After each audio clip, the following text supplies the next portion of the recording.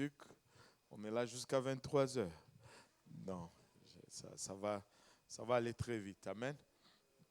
Alléluia. Matthieu 7, on va le lire à partir du verset 21 à 23. Matthieu 7, 21 à 23. Si vous l'avez trouvé, dites Amen. Et si on se levait pour la lecture de la parole de Dieu, juste, Amen, juste pour la lecture. Après, vous allez pouvoir vous asseoir pour les prochaines 3 heures. Alléluia.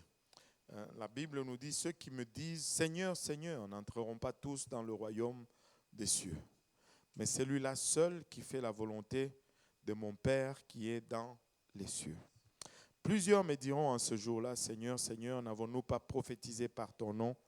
N'avons-nous pas chassé des démons par ton nom et n'avons-nous pas fait beaucoup de miracles par ton nom? Alors je leur dirai ouvertement, je ne vous ai jamais connu.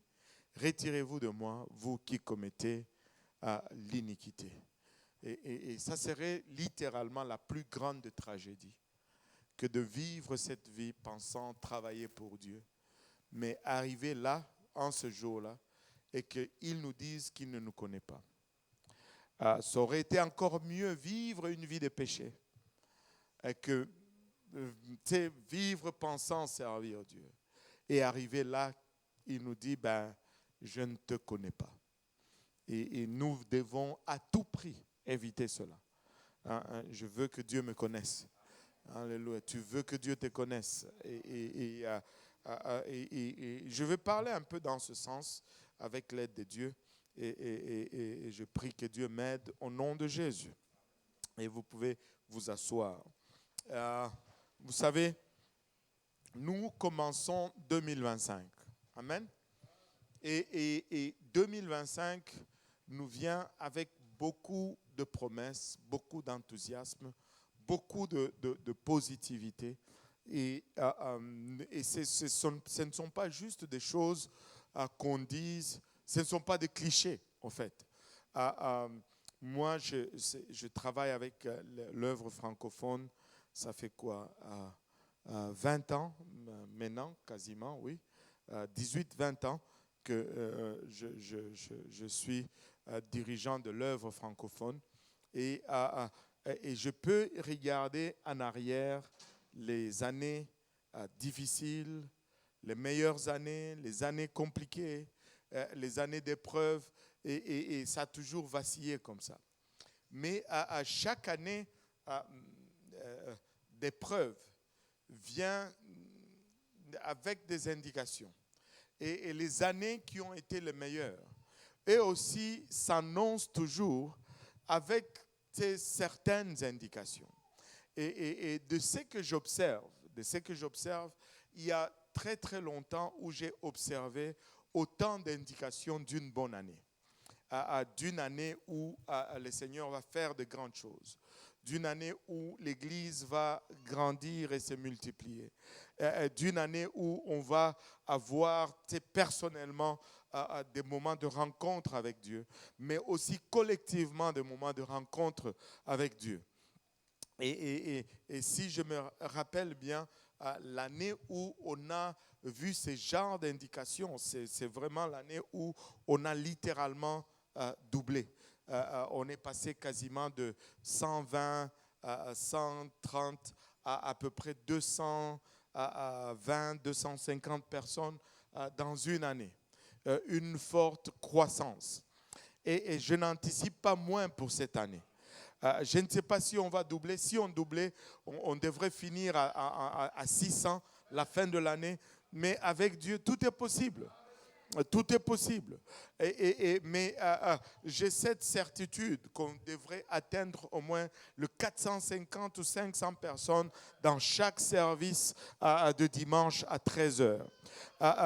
Et cela n'est pas seulement une croissance numérique. Oui, on n'est pas seulement là pour compter les nombres, quoique Dieu aime compter. Dieu aime tellement compter qu'il a tout un livre dédié au nombre. Et il compte dans ce livre-là. Et il compte, et il compte. Et si tu fais vraiment attention, il n'y a pas seulement le livre nombre dans lequel il compte. Dans le chronique, il compte aussi beaucoup. dans les chroniques, il compte et il compte. Dieu compte. Et tu dois aussi avoir l'habitude de compter. Dans le monde, il dit, si tu ne peux pas le compter, tu ne peux pas l'augmenter. Quelque chose que tu ne peux pas compter, tu ne sauras pas l'accroître ou l'augmenter. Nous ne sommes pas après le nombre, nous sommes après les âmes. Amen. Nous sommes après les âmes. Laissez-moi vous dire, nous voulons les âmes. Nous sommes là pour gagner les âmes au Seigneur. C'est notre désir, c'est notre travail, c'est notre plaisir. Nous ne le cachons pas. Nous voulons que tout le monde dans cette ville vienne à cette église.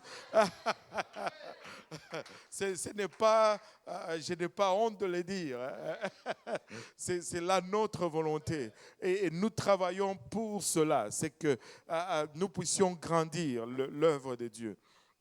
Maintenant, mais malgré toutes les promesses que nous avons, malgré tout ce que nous pouvons avoir comme anticipation ou conjoncture, c'est quoi? C'est la conjoncture, oui, c'est ça. Ouais, comme situation actuelle, comme opportunité. Si nous ne nous alignons pas avec la volonté ou la parole de Dieu, nous allons passer à côté de ce que Dieu veut faire. Mais nous ne voulons pas passer. Moi, personnellement, non.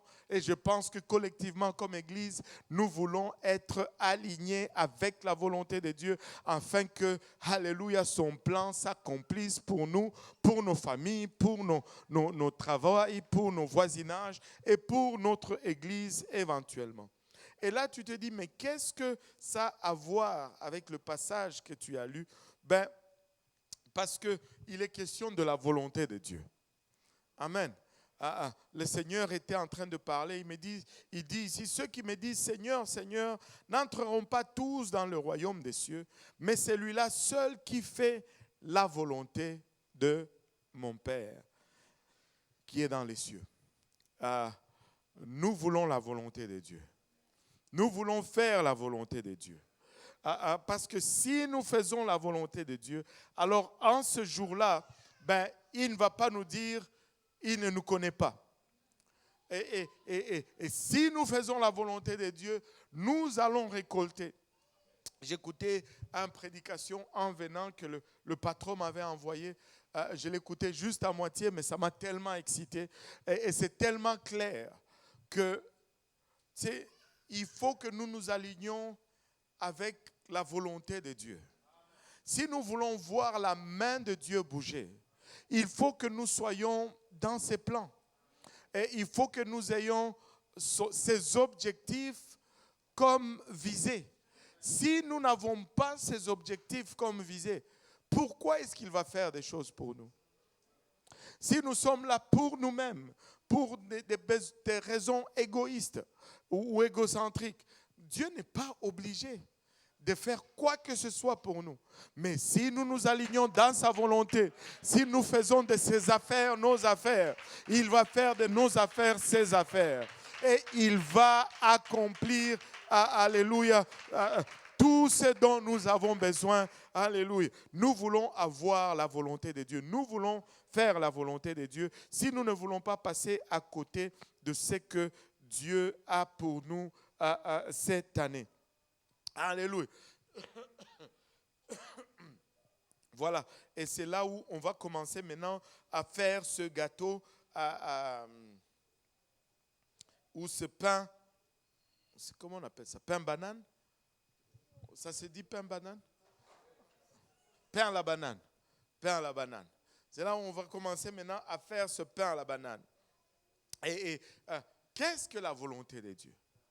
Parce que si nous voulons faire la volonté de Dieu, nous devons déjà commencer par chercher la volonté de Dieu.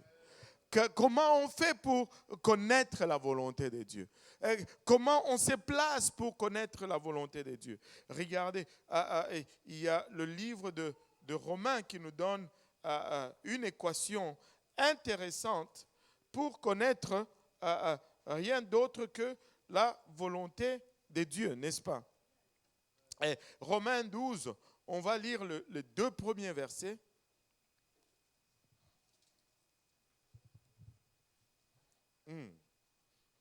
Oui, patron. Si tu peux lire pour moi, ça me. Si on peut donner un micro au pasteur Jean-Yves. Alléluia. Comme un sacrifice. Comme un sacrifice. Et tout le monde est vivant ici. Amen. Donc, nos corps peuvent être vraiment des sacrifices pour le Seigneur. Amen. Alléluia. Reprends juste au début, juste parce que. Amen. Je vous exhorte donc, frères, par les compassions de Dieu, Alléluia. à offrir vos corps comme un sacrifice vivant, saint, agréable à Dieu, ce qui sera de votre part un culte raisonnable. Ne vous conformez pas au siècle présent, mais soyez transformés par le renouvellement de l'intelligence, afin que vous discerniez quelle est la volonté de Dieu. Quelle est la volonté de Dieu? Ce qui est bon, agréable et parfait. Si tu veux connaître la volonté de Dieu, voici là où tu dois commencer. Tu te donnes d'abord toi-même en sacrifice à Dieu. Un sacrifice vivant, ça veut dire, Seigneur, je tue d'abord ma volonté et je veux que ta volonté puisse régner en moi. Et je mets mes préférences de côté. Je mets mes désirs de côté. Je mets mes ambitions de côté. Afin que tu puisses me donner tes préférences. Tu puisses me donner tes désirs. Tu puisses me donner tes ambitions. Et je m'engage à vivre selon cela. Je n'ai plus de goût. Mon goût, c'est le goût de Dieu. Je n'ai plus de style. Mon style, c'est le style de Dieu. Je n'ai plus de préférences. Mes préférences, ce sont les préférences de Dieu. Alléluia, c'est ce qui signifie un sacrifice vivant. Alléluia, je vis, mais je suis mort parce que je ne vis plus pour moi, je vis pour lui. Ça m'est égal, alléluia, l'opinion du monde, ça m'est égal, même mon propre opinion, ce que je recherche, c'est l'opinion de Dieu. Si nous nous conformons, nous amenons notre corps à assujetti de cette façon à Dieu, Dieu va commencer à nous dire ce qu'il veut. Nous ne pouvons pas avoir nos volontés régnant dans nos pensées et penser que Dieu va venir et nous dire ce qu'il veut. Non, non. Quand nous faisons le vide, il va dire, bien, là la maison est nettoyée. Voilà maintenant ce qu'on va faire. Alléluia. Et il y a un de nos anciens qui a dit ceci souvent, nous venons à Dieu, tout ce que nous voulons c'est juste une petite rénovation, qu'il retouche juste la peinture et qu'il change juste les meubles de place. Dieu quand il vient, il dit, on va enlever tout ça, on va démolir et on va reconstruire à nouveau. Parce que quand tu es en Christ, tu dois être une nouvelle créature. Voici, toutes les choses anciennes doivent passer et toutes choses doivent devenir nouvelles. Ma volonté doit être effacée et je veux que Dieu me dise qu'est-ce qu'il veut. Qu'est-ce que tu veux, Seigneur? Qu'est-ce que tu attends de moi? Alléluia. Tu sais, on peut penser que seuls ceux qui viennent au Seigneur aujourd'hui ont besoin de faire, alléluia, cette démarche. Non, non, non, non. Même après avoir servi Dieu pendant 20 ans, je dois toujours me replacer à cet endroit où je me dis, Seigneur, est-ce que je suis dans ma volonté ou je suis dans ta volonté? Si c'est ma volonté, que ça meure, Seigneur. Mais je veux suivre, je veux connaître ta volonté. Je veux connaître ta volonté. Ce n'est pas que, oh bon, je sers le Seigneur depuis 4 ans, là je suis quoi? Non, non, non, non, non. Examine-toi encore une fois. Sonde ton cœur encore une fois. Et recherche par-dessus tout la volonté de Dieu. Et le psalmiste David, je crois que il écrit dans le psaume 40, verset 9, « Je veux faire ta volonté ». Psaume 40, verset 9, patron. Je veux faire ta volonté, mon Dieu, et ta loi est au fond de mon cœur. Je veux faire ta volonté. Ça doit être le cri de nos cœurs. Je veux faire ta volonté, ô Dieu. Des fois, c'est comme s'il y a une espèce de subconscience là, qui refuse de mourir. Mais dans ce temps-là, on crie, je veux faire ta volonté, Seigneur. Et Paul le dit de cette façon. Le bien que je veux faire, je ne le fais pas. Mais le mal que je hais, c'est ce que je fais. Qui va me secourir? Seigneur, aide-moi, misérable que je suis. Qui viendra à mon secours? Nous devons être sincères avec Dieu, ouverts avec Dieu, authentiques avec Dieu. Seigneur, sonde-moi et montre-moi. Sonde-moi, le même psalmiste écrit, parce qu'il dit, c'est une chose des fois que de vouloir faire la volonté de Dieu. Mais regardez ce qu'il dit dans le psaume 143, le 10e verset. Psaume 143, 10e verset. Enseigne-moi à faire ta volonté, car tu es mon Dieu. Que ton bon esprit me conduise sur la voie droite. Il dit, enseigne-moi à faire ta volonté. Amen. Oui, je veux faire ta volonté, mais encore, il faut que tu me montres comment faire ta volonté. Dieu va nous montrer si nous sommes volontiers cette année. Amen. Dieu va conduire tes pas. Mais n'argumente pas avec Dieu. Dieu va te demander des choses qui vont sembler folie. Mais ne discute pas avec Dieu. Il va t'amener à des places que tu n'as jamais pensé être. Il va te conduire à témoigner à des gens que tu n'as jamais pensé témoigner au sujet de la bonté et de la grâce de Dieu. Mais tu vas être la bouche, alléluia, de Dieu. Tu vas être les mains de Dieu. Tu vas être les pieds de Dieu. Mais il faut que tu te conformes à la volonté de Dieu. Dieu va vouloir utiliser tout le monde ici. Maintenant, tu sais, des fois,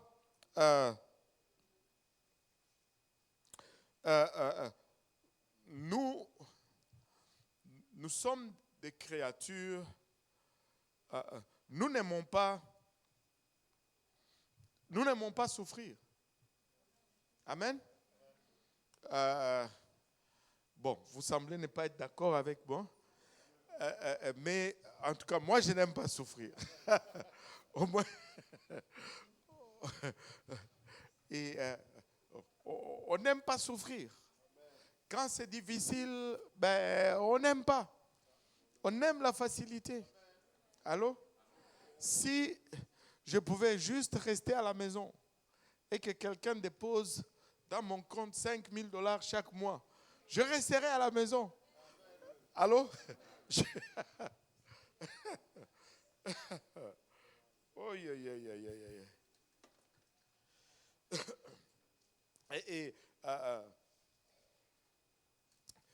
si on aime la facilité et on aimerait bien que quand on dise la volonté de Dieu, surtout quand on lit ce qui est bon, agréable et parfait, on pense que ça doit être bon. C'est la volonté de Dieu. Ça doit être agréable. Et ce qu'on a mal lu, c'est que c'est bon pour Dieu. C'est agréable à Dieu.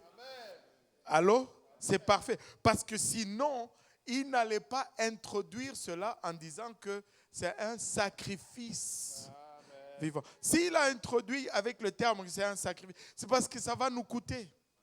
Ça va être difficile à faire. Ça va être dur pour la chair. Pour notre être naturel, ça va être difficile. Mais c'est bon pour Dieu. C'est agréable pour Dieu. Et c'est raisonnable pour nous.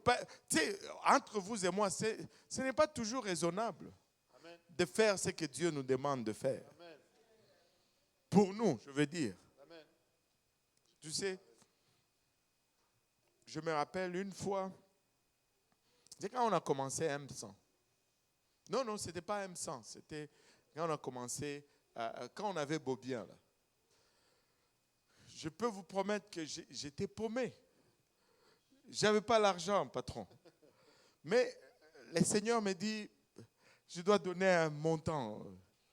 J'étais comme, mais Seigneur, ça ne fait pas de sens. Je ne peux pas donner. Ce n'était pas agréable. Mais je l'ai fait. Vous savez, Dieu s'est montré puissant. Il a fait tellement de choses en retour, ça ne fait aucun sens. Mais juste obéir à la volonté de Dieu nous place dans une position extraordinaire de bénédiction. Alléluia. Vous savez, il y avait une fois, le Seigneur a raconté cette parabole. Le père avait 2 fils. Il dit au premier, va faire ça pour moi. Et le fils dit, ben j'irai. Il est parti, il n'a pas fait. Et il dit à l'autre, ben va faire ça. Et l'autre il dit, ah papa, je suis fatigué, je ne veux pas le faire, ça ne me tente pas. Ici, au Québec, on dit ça ne me tente pas. C'est comme si la tente, quand on te demande un service, on est en train de te tenter. Ce n'est pas une tentation. Ça ne me tente pas. Alléluia. Ça ne me tente pas. Mais quand il est parti après, il est quand même allé faire. Il a dit, mais c'est qui finalement qui a fait la volonté du Père? Nous ne devons pas nous limiter seulement dans les blablabla. Nous devons être dans l'action. Ce n'est pas juste parler. C'est ce qu'il dit justement. Ce n'est pas tous ceux qui me disent Seigneur, Seigneur. Alléluia. Nous ne devons pas juste parler, mais nous devons faire. Mais on voit que même ceux qui font, il dit, s'ils ne font pas dans la bonne motivation, pour de bonnes raisons, à la fin là, ils le rejettent. Il les rejette. Il dit, regardez Marc 3, verset 35. Marc 3, verset 35. Car quiconque fait la volonté de Dieu, celui-là est mon frère, ma sœur et ma mère. Waouh! Ça couvre tout le monde ici. Si on fait la volonté de Dieu, là, on est dans la famille de Jésus-Christ. Amen. Alléluia. Si on fait la volonté de Dieu, on est dans la famille de Jésus-Christ. Regardez Jean 7, verset 17. Et ça nous parle un peu plus en profondeur. Si quelqu'un veut faire sa volonté, il connaîtra si ma doctrine est de Dieu. Wow. Ou si je parle de mon chef. Wow. Et en d'autres termes, s'il y a un sincère désir de faire la volonté de Dieu, nous allons connaître la vérité. J'ai toujours déclaré que le plus important, c'est vraiment le désir là dans le cœur. Et quand je dis le plus important, je ne suis pas en train de dire qu'on s'arrête là. C'est qu'au départ, personne n'est sûr de la vérité. Au départ, nous ne savons pas si c'est les musulmans, si c'est les catholiques, si c'est les pentecôtistes. On n'a pas de référence pour juger qui est dans le vrai ou qui n'est pas dans le vrai. Mais Dieu dit ceci, si ta volonté est à la bonne place, il va te conduire au bon endroit. Tu sauras la bonne doctrine si ta volonté est à la bonne place. Si tu désires faire sincèrement la volonté de Dieu, tu vas te retrouver dans les voies de Dieu. Mais si tu as juste des ambitions personnelles, si tu veux construire ton propre royaume, tu vas te tomber dans des illusions qui vont te conduire loin, très loin. Et si nous faisons la volonté de Dieu, Dieu va nous donner la provision. Dieu va nous donner ce que ça prend pour faire son œuvre. Regardez Jean chapitre 9, verset 31. Jean chapitre 9, verset 31.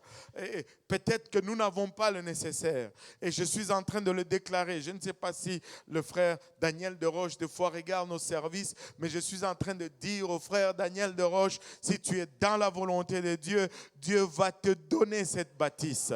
Il va te donner ce centre. Et peut-être prochainement, c'est là où nous allons avoir notre prochaine Alléluia, conférence ou whatever. Mais regardez ce qu'il dit dans Jean 9, 31. Nous savons que Dieu n'exauce point les pécheurs. Alléluia. Mais si quelqu'un l'honore, et fait sa volonté, c'est celui-là qui l'exauce. Si quelqu'un l'honore et fait sa volonté, c'est celui-là qui l'exauce. Tu veux que Dieu t'exauce. fais la volonté de Dieu. Recherche la volonté de Dieu. Désire la volonté de Dieu. Convoite cette volonté. Recherche cette volonté par-dessus tout. Nous avons parlé de comment rechercher cette volonté. Nous avons parlé de Romains 12. Mais allons plus loin. Vous voyez maintenant de quoi je parlais, le gâteau. On va avoir tous les ingrédients à un moment donné. Ça ne vient pas en ordre, mais ça vient. Alléluia. On va avoir tout le nécessaire. Les œufs vont venir, la farine va venir. On a peut-être le lait et la banane seulement pour le moment, mais le reste arrive. Alléluia. Alléluia. Maintenant, il nous a dit de ne pas nous conformer au siècle présent, et nous allons connaître quelle est la volonté parfaite de Dieu. Maintenant, c'est quoi la volonté parfaite de Dieu? Il y a plusieurs éléments qui vont être inclus un peu dans la volonté de Dieu. Regardez ceci. Je vais commencer peut-être par un peu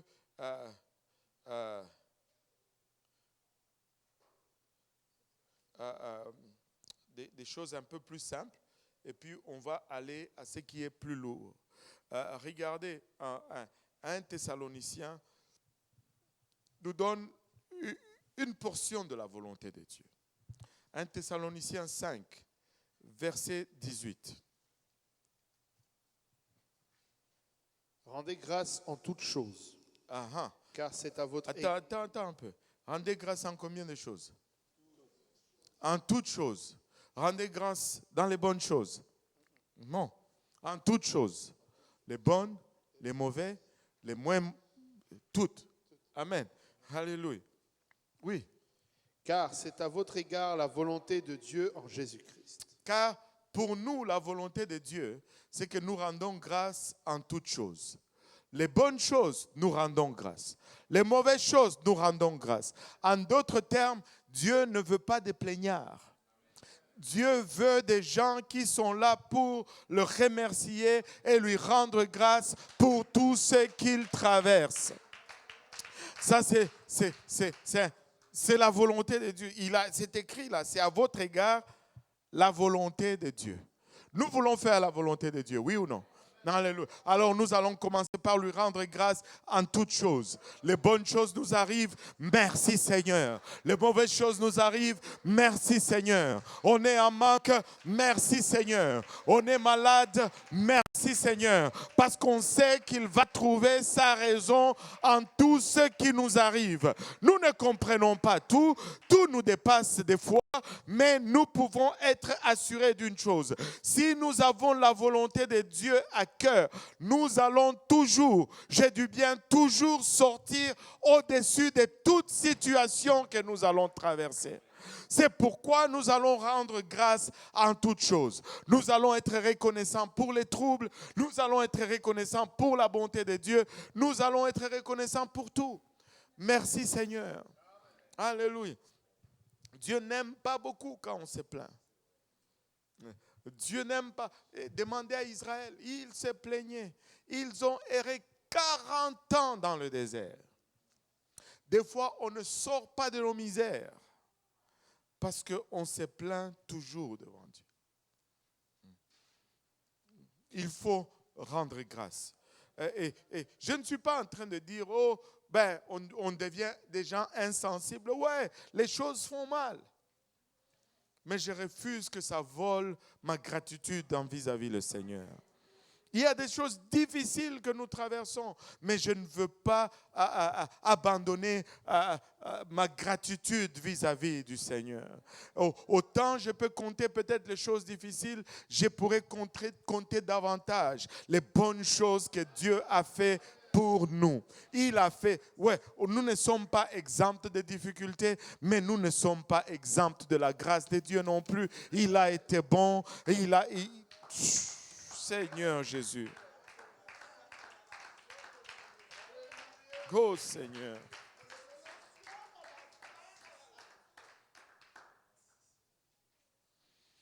Vous savez, voyons une autre volonté de Dieu. 1 Pierre 2, verset 15. Une autre volonté de Dieu. Des fois, nous faisons face à des situations, à des gens. Dieu nous montre sa volonté dans ce cas-là. Hein? Dieu nous montre sa volonté. Oui, vas-y. Car c'est la volonté de Dieu qu'en pratiquant le bien, vous réduisiez au silence les hommes ignorants et insensés. Donc, Dieu veut que nous fassions toujours le bien. Et il nous donne un incitatif là-dedans. C'est quoi? C'est ça? C'est bien dit? Je regarde au français. Et il nous donne même un incitatif là-dedans. C'est fais le bien et tu vas réduire au silence les ignorants et les insensés. Et des fois, les gens parlent comme s'ils savaient, mais ils n'ont aucune idée. Mais ne perds pas, juste fais le bien. Et des fois, j'ai dit des choses, je sais que c'est de Dieu, mais je ne trouve pas de références scripturaires. Mais là, je viens d'en trouver. J'ai toujours dit à tous les jeunes, même les vieux, à tout le monde, j'ai toujours dit, le plus important, ce n'est pas d'avoir raison. Le plus important, c'est de faire le bien. Parce qu'avoir raison ne change jamais la situation. Mais faire le bien va toujours changer la situation. Et la volonté de Dieu, c'est que nous fassions ce qui est bien. C'est ce qui est bien qui va nous permettre de fermer la bouche aux ignorants ou aux insensés. Même s'ils font mal, faisons le bien. Même s'ils nous critiquent et nous dénigrent, faisons le bien. Même, c'est aussi simple. Tu ne peux pas te venger toi-même. Tu sais, je disais, un jour, on était à la maison, on parlait des choses, et puis j'ai dit, tu sais, la parole de Dieu dit, vengeance is mine, saith the Lord. Et on était bien sûr en train de parler avec mes enfants. Et là, Jonathan, mon fils, qui faisait son intelligent, bien sûr, il blaguait, il dit justement, the Bible says, vengeance is mine, saith the Lord. J'ai dit non, c'est pas ce que la parole de Dieu dit. Le Seigneur, ce n'est pas le sens du verset du tout. Le sens du verset, c'est que c'est à l'Éternel qu'appartient la vengeance. Nous faisons le bien. Je suis conscient que des fois, c'est très difficile de juste faire le bien. Nous sommes humains, nous sommes naturels. Mais laisse-moi te dire que cela doit être notre premier objectif.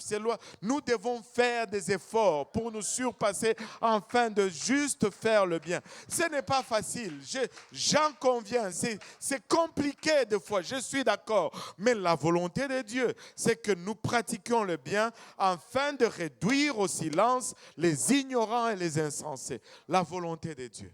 Alléluia. Alléluia. Je veux faire la volonté de Dieu en 2025. Je veux voir la gloire de Dieu en 2025. Amen. Alléluia. Ouh. Ouh. Regardez un peu la volonté de Dieu. Une autre partie de la volonté de Dieu. Un autre aspect de la volonté de Dieu. 1 Pierre 3,17. 1 Pierre 3,17.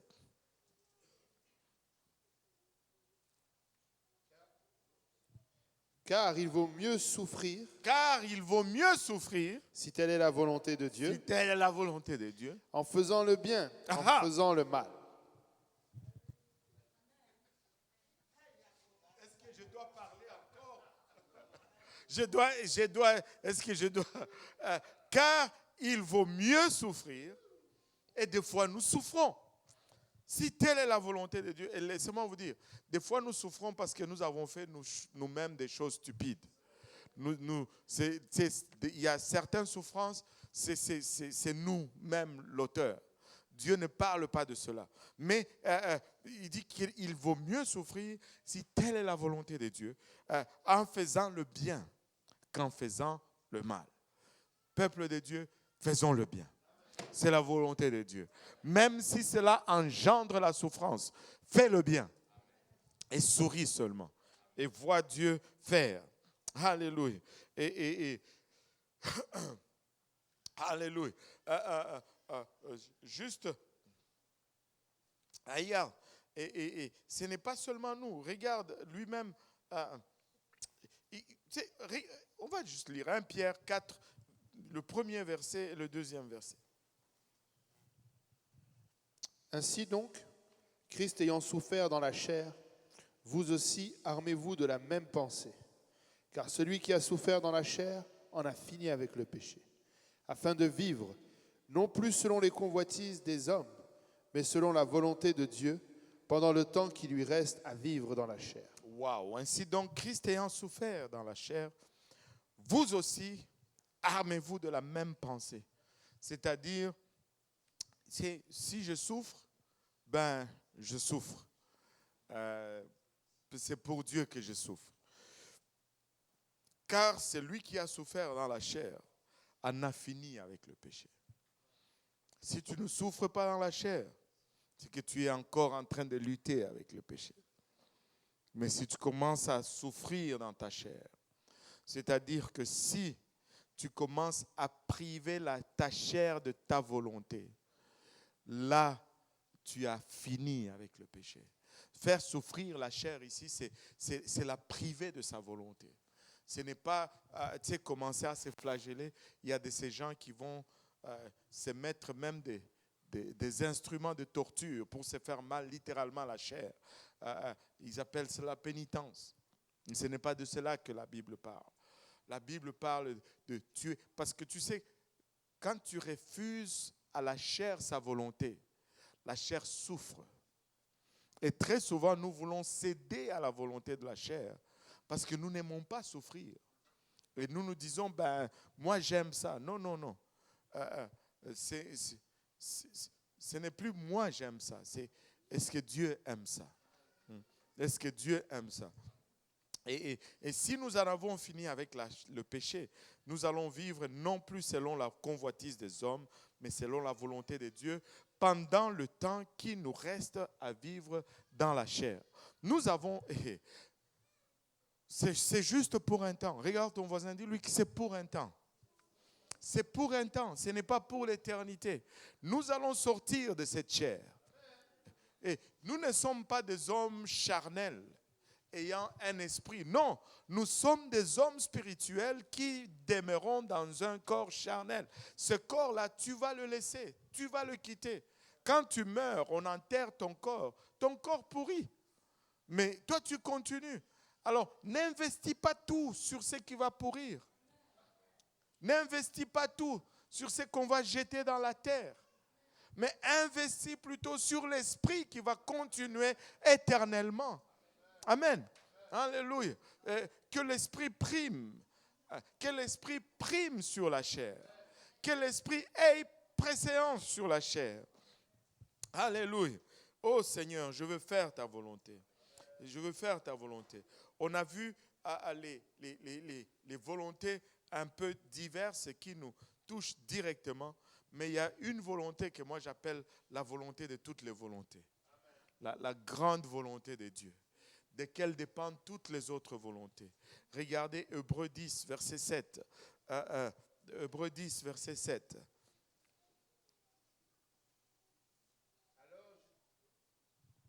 Alors j'ai dit. Et celui qui parle ici, c'est Jésus-Christ. Alors j'ai dit, voici, je viens. Dans le rouleau du livre, il est question de moi. Pour faire, ô Dieu, ta volonté. Ta volonté. Voici, je viens.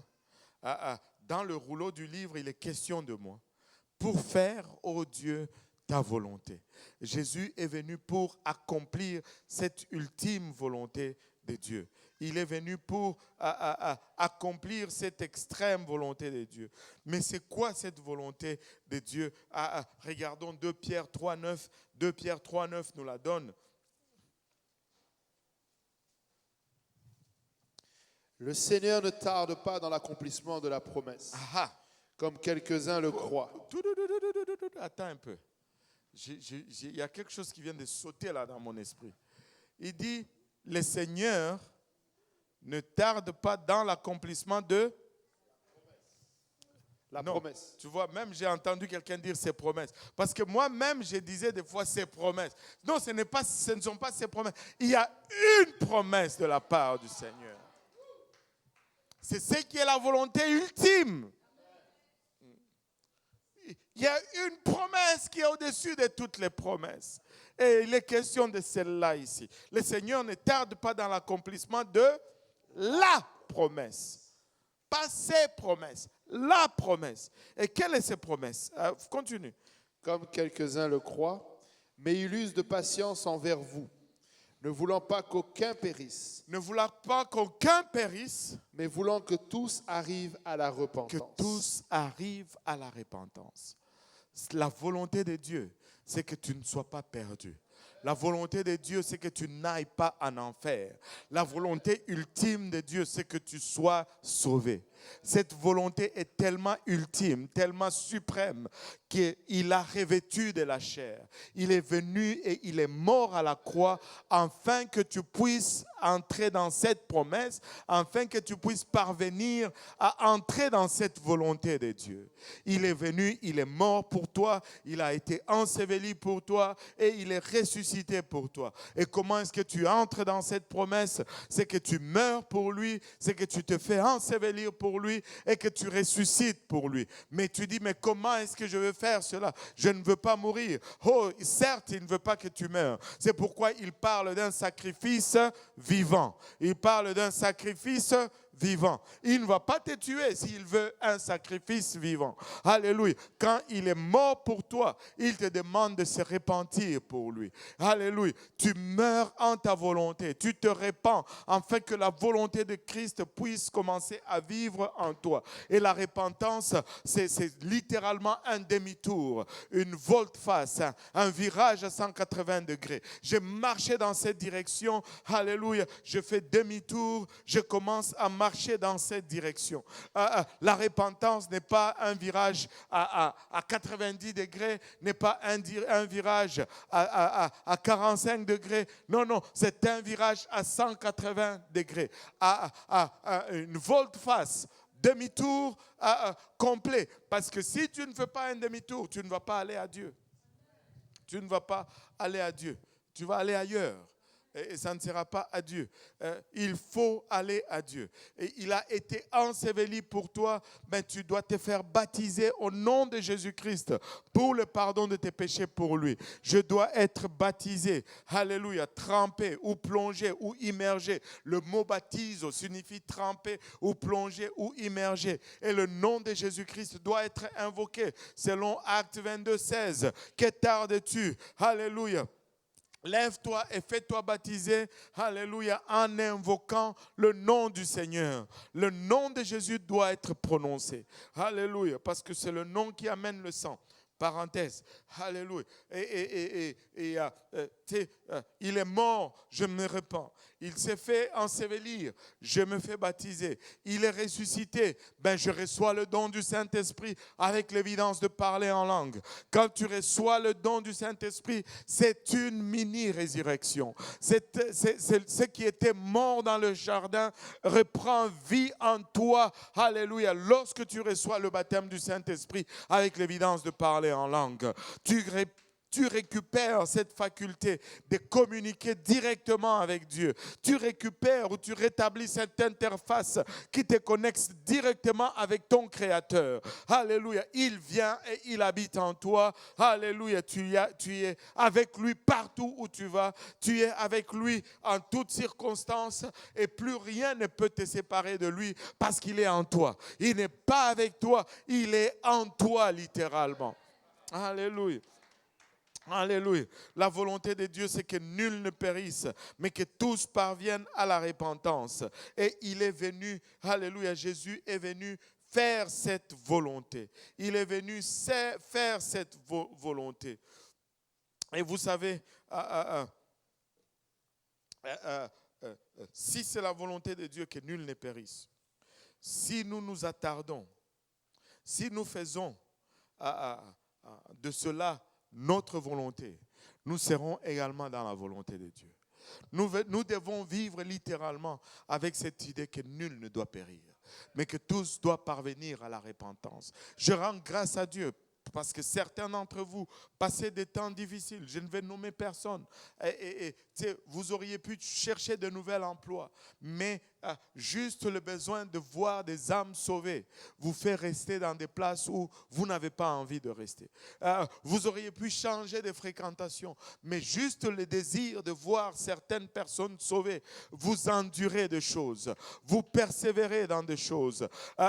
Vous êtes dans la volonté de Dieu. Vous êtes en train de faire la volonté de Dieu. Vous êtes de ceux-là que Dieu va dire, alléluia, bien fait, fidèle serviteur, rentre dans la joie de ton maître en ce jour-là.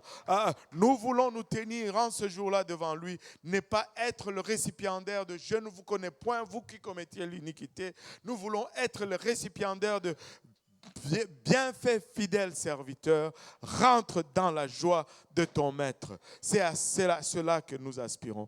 Mais si nous allons vivre cela, nous allons être tout pour la volonté de Dieu. Et la volonté de Dieu, c'est les âmes.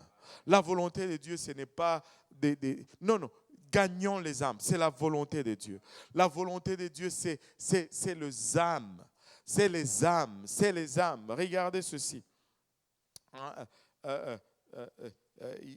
Quelques passages que je vais mettre ensemble ici et après je vais vous laisser aller. Waouh, c'est vite, hein? Je vais finir bientôt, dans 5 minutes.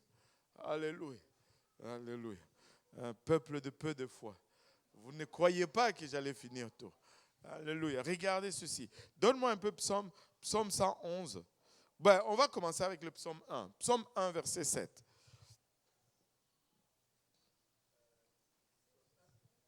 Ouais, psaume 1, verset 7.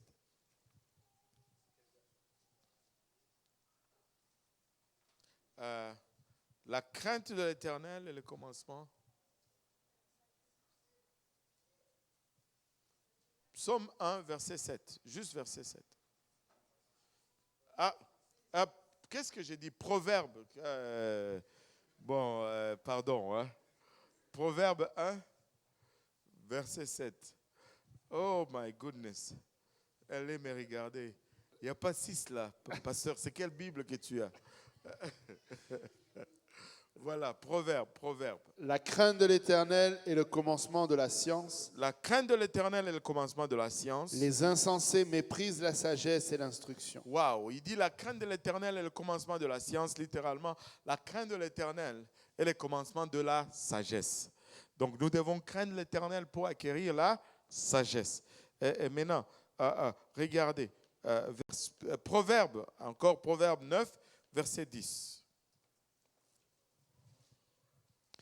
Le commencement de la sagesse, c'est la crainte de l'Éternel. Waouh, ça vient confirmer le verset 1, le verset 7 du psaume 1. Le commencement de la sagesse, c'est la crainte de l'Éternel. Et la science des saints. Et la science des saints, c'est l'intelligence. Alléluia. Maintenant, regardons le psaume 111, verset 10, encore une fois.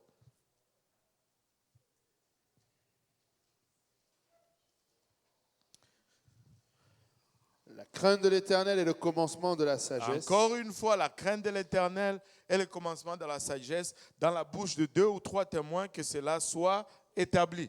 Amen. Donc, la crainte de l'Éternel est le commencement de la sagesse. Et celui qui a la sagesse est sage. N'est-ce pas? Alléluia. Oui, vous pouvez dire, j'ai fait un peu de gymnastique. Maintenant, regardez Proverbe 11, verset 30. Oui, c'est un peu de gymnastique, je l'avoue. Mais voilà, regardez. Verset 30. Le fruit du juste est un arbre de vie. Et le sage s'empare des âmes. Les sages s'emparent des âmes. Si la crainte de l'Éternel est le commencement de la sagesse et que la sagesse c'est s'emparer des âmes, je pense que celui qui craint l'Éternel va s'emparer des âmes. Celui qui est sage gagne les âmes. Celui qui craint l'Éternel gagne les âmes. Pourquoi? Parce que c'est la volonté suprême de Dieu. Dieu est dans ceci pour voir des gens venir à lui. Dieu ne se plaît pas à voir les gens aller en enfer. Peuple de Dieu, si nous faisons en 2025 le gain des âmes, notre objectif principal, nous allons voir toutes les promesses de Dieu s'accomplir. Des fois, nous sommes distraits par les problèmes d'immigration, par les problèmes financiers. Non, non, non. Laisse-moi te dire ceci. Gagne les âmes. Que cela soit vraiment ta préoccupation. Et, tu sais, fais-le à corps et âme. Peu importe ce que tu désires. Gagne les âmes. Tu serais sage. Tu serais sage. Tu serais sage. Tu sais...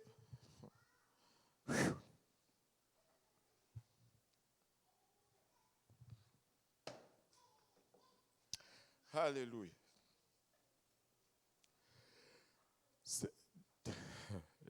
Je dois juste, des fois ce n'est pas agréable de faire des choses comme ça, mais c'est tellement fort sur moi là. Gagne les âmes et tu vas voir ce que tu as besoin dans ta vie s'accomplir. Fais de la volonté de Dieu ta volonté. Il fera de ta volonté sa volonté. Alors, je n'aime pas faire ça, je n'aime pas exposer les gens, mais là, c'est juste plus fort que moi. Je veux le dire. Sœur Solange, tu vas acheter une maison bientôt. Tu fais tes calculs, ça ne marche pas, mais oublie tes calculs. Mais donne-toi à gagner les âmes. Et Dieu va accomplir ta volonté. C'est juste venu fort sur moi alors que j'étais ailleurs. Mais je ne veux pas que ça meure avec moi. Je veux le proclamer afin que Dieu puisse l'accomplir. Mais si tu marches dans la volonté de Dieu, si tu marches dans la volonté de Dieu, alléluia, alléluia. Écoutez, si nous faisons de la volonté de Dieu notre priorité, Dieu va faire pour nous tout le reste. Tout le reste. Gagnons les âmes. Dieu va nous donner les bâtisses, Dieu va nous donner les maisons. L'argent n'est pas un problème pour Dieu. Gagnons les âmes.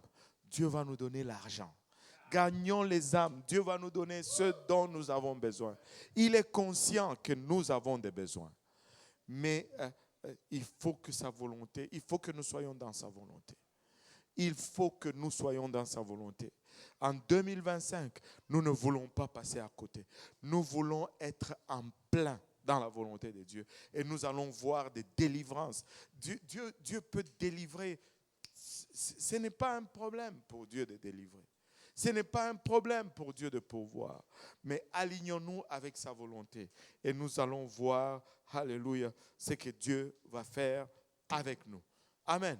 Est-ce qu'on peut se lever tous ensemble? Moi, j'ai fini. Alléluia. J'ai fini pour aujourd'hui. Alléluia. Et je pense que j'étais dans la volonté de Dieu.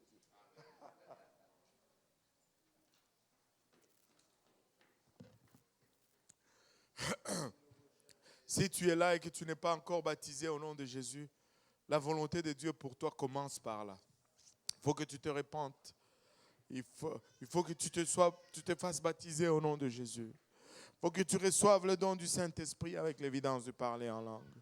La volonté de Dieu commence par là, si tu n'as pas encore fait cette étape. Après cela, tu dois gagner les âmes. Et, peuple de Dieu, cette année, nous allons juste revenir à notre identité. Notre identité, ce sont les études bibliques. Nous voulons enseigner les études. Tu dois enseigner une étude biblique. Tu dis, je ne suis pas capable, ce n'est pas grave. Trouve quelqu'un que tu veux, qui a besoin de recevoir une étude biblique. Trouve quelqu'un qui peut enseigner. Sois là, sois juste les catalyseurs. Tu verras qu'éventuellement, tu sauras enseigner l'étude biblique. Mais nous devons faire cela, peuple de Dieu. En 2025, nous allons le faire. Nous allons faire des séries de formations, explorons la parole de Dieu. S'il faut faire explorons la parole de Dieu dimanche dans le service, on va le faire pour que tout le monde soit à la page. Mais nous allons le faire. Amen. Nous voulons juste gagner les âmes. Nous voulons être sages. Nous voulons être connectés à la volonté suprême de Dieu. C'est celle de voir aucune âme perdue, mais que tous parviennent à la repentance. Alléluia. En élevant nos voix pour un moment, si nous pouvons prier. Seigneur, nous te sommes, Père, infiniment reconnaissants de ton amour, de ta bonté, de ta fidélité, Papa. Merci pour le privilège du salut, Seigneur. Merci, Papa, de nous avoir secourus, Papa, une fois dans la vie, Seigneur. Papa, nous qui étions les gens du dehors aujourd'hui, nous sommes appelés tes filles et tes fils, Seigneur. Père, nous ne voulons pas prendre cela pour acquis, Seigneur. C'est pourquoi nous venons, Papa, humblement prier aujourd'hui, Seigneur. Que tu nous aides à aligner nos volontés avec ta volonté, Seigneur. Élève-toi dans nos vies, nous te prions, Seigneur. Montre-toi puissant de notre part, ô Éternel, Papa. Que nos volontés puissent mourir et que nous puissions, Papa, nous aligner avec ta volonté, Seigneur. Papa, en 2025, nous voulons gagner des âmes. En 2025, nous voulons être sages, ô Père. En 2025, Papa, nous voulons avancer, Seigneur, avec toi. Nous ne voulons pas, Papa, passer à côté, Papa, ne fût-ce que de une portion de ce dont tu as en réserve pour nous, Seigneur. Père, nous voulons, Papa, vivre tout ce que tu as planifié pour nous en 2025. C'est pourquoi nous venons prier, Papa, que tu nous gardes dans ta volonté. Que tu nous préserves, Père, dans ta volonté, Seigneur. Aide-nous à rester dans ta volonté, Papa. Hikotomanaya itaraba holoboyosanda. Korimaya itaraba holoboyosanda raba koloyamashata. Hikotomanaya itaraba holoboyosanda raba keleyamasata. Kiro